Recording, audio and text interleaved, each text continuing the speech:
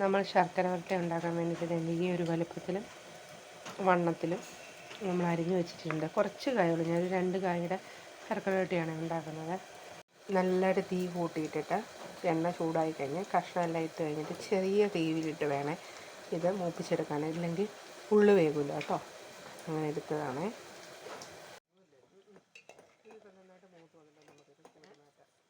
ഇല്ല, ഉടനെ കിട്ടത്തില്ല.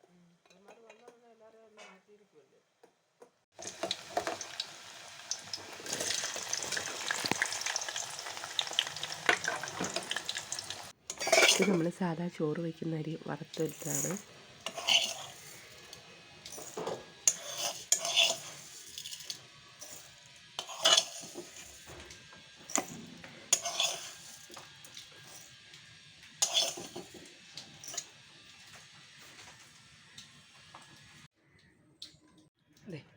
ഇത്രയും നല്ല ജീരകം ഇട്ടിട്ടുണ്ട്. ഒരു 4-5 ഏലക്കയുടെ കുരുവും കൂടി എടുത്തിട്ടുണ്ട്, അതോടെ ഇതിനകത്തോട്ട് ചേർത്ത് കൊടുക്കുക. ഇനി ഇതിലേക്ക് കുറച്ച് ചുക്കുപൊടി ചേർത്ത് കൊടുക്കുക.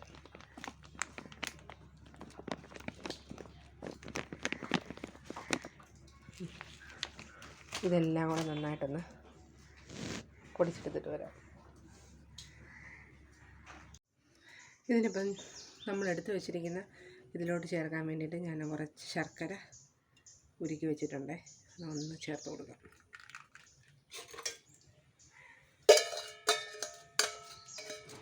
ഇതിനി ഒരു നൂൽ പരുവാകുന്നത് വരെ നമ്മളൊന്ന് ഇളക്കി കൊടുക്കണം.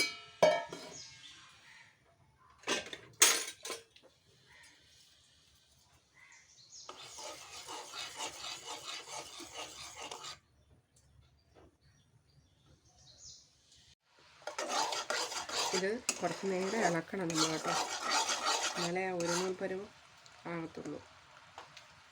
ആയിട്ടില്ല, ആകാൻ തുടങ്ങുന്നതേ ഉള്ളൂ.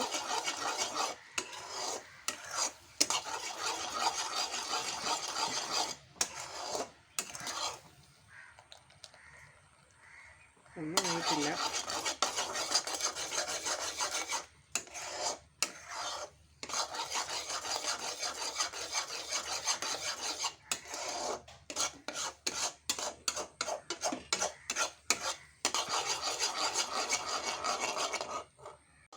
ഇപ്പം ഇത് ഏകദേശം ആയിട്ടുണ്ട്.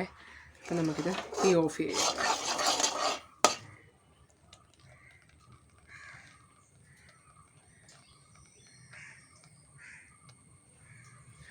ഇതായിട്ടുണ്ട്.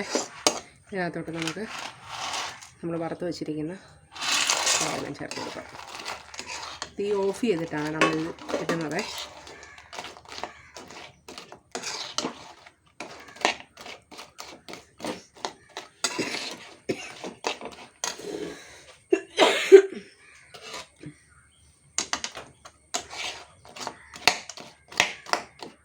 നമ്മൾ പൊടിച്ച് വെച്ചിരിക്കുന്ന പൊടികൾ കുറച്ച് കുറച്ചായിട്ട് ചേർത്ത് കൊടുക്കാം.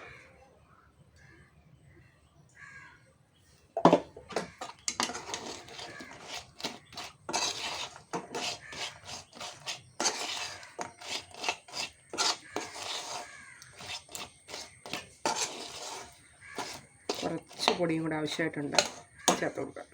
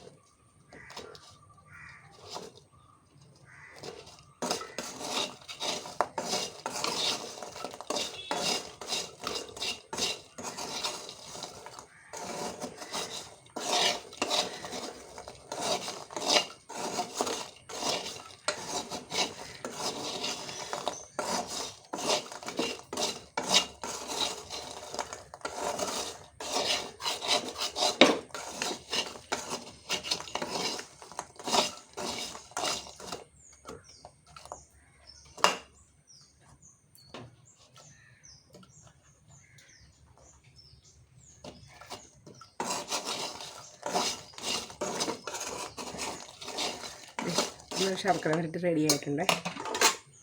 ഒരെണ്ണം തണുത്ത് കഴിയുമ്പോഴാണ് ഇതിൻ്റെ ഒരു കറക്റ്റ്